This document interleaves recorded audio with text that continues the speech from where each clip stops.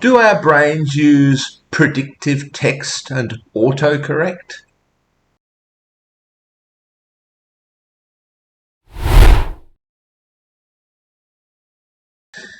I've spoken before about how our brains don't just play a passive role in sensual perception.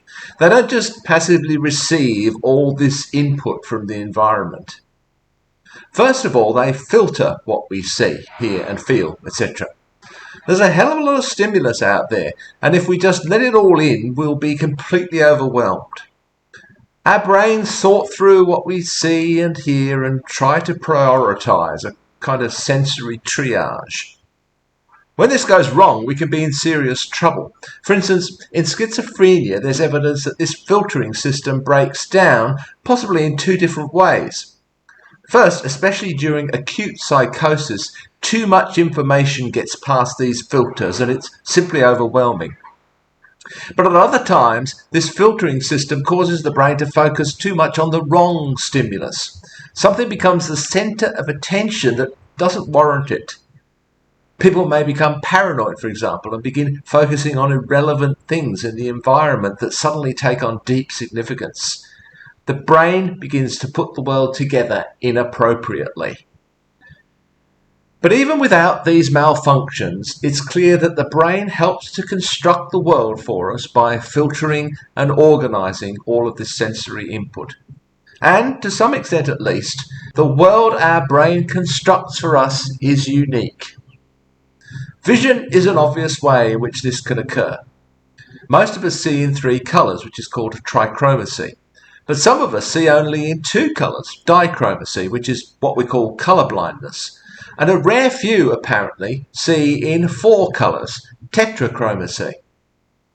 If those of us who see in three colours were to suddenly pop into the mind of someone who sees in two or four colours, the world would look quite different to us, especially the four colours, I think. But it's not really the brain doing this, it's the eyes. It depends on the absence or presence of certain types of frequency sensors, the cones in the eye. But even without any of this, it's pretty easy to demonstrate, using vision, how the brain constructs our reality.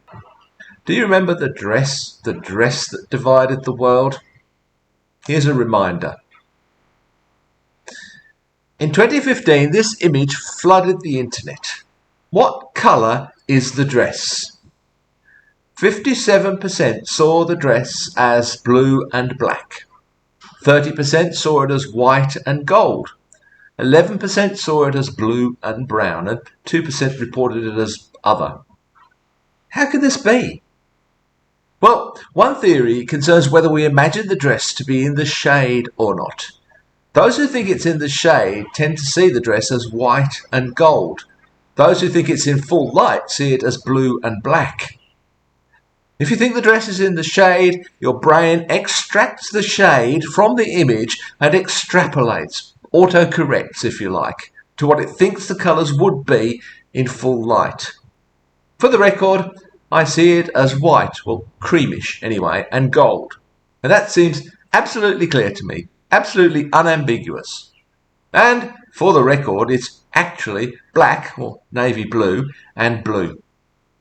It's the brain that does that, seeing what it thinks ought to be there, extrapolating, auto-correcting. This happens with reading all the time too. Funny how the brain works, right? Did you spot the second "the" in that sentence? Most people don't.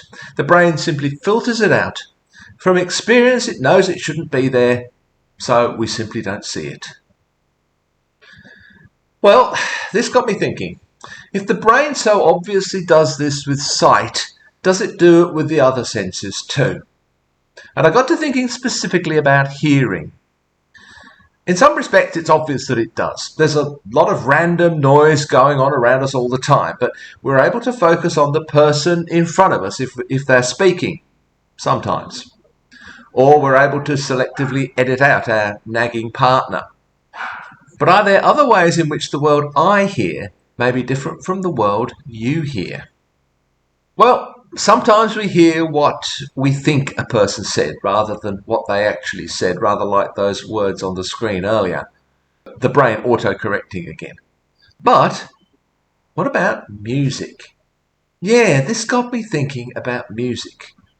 Is some of the reason that musical tastes vary so much and that one person can hate a song while another person loves it, is that the brain too? I suspect it may be. As regards sight, the brain becomes used to certain patterns and responds in a particular way. We're very good, for instance, at recognizing facial patterns, to such an extent that we can actually make a pretty good guess that someone is related to someone else. Some of the other higher primates have this capacity too. And then there's this unusual condition called prosopagnosia or face blindness, a condition where people have difficulty recognizing people's faces. Well, maybe there are also particular audio patterns that our brain has become used to and responds to in a particular way. To a particular voice, for example, or to a melody. Consider, for instance, the frequency band which mothers use to sing to their babies and the so-called motherese, that language that mothers use with their children is directed towards their children with exaggerated intonation and rhythm. Oh, there's a cutie, that kind of stuff. Sorry. Well, believe it or not, this corresponds to what composers have traditionally used in their melodies. And just as there's a limited period of sensitivity in childhood when the infant can learn language and learn to respond to spoken language, there may also be a similar phase of brain development for the incorporation of music. So maybe very early on, our brain is programmed in a way that means it will respond to music and to particular kinds of music in a particular way. Maybe what sounds pleasant to me may sound unpleasant or just uninteresting to someone else. And maybe this has less to do with the way music actually is out there objectively than with the way our brain has been programmed and interprets this.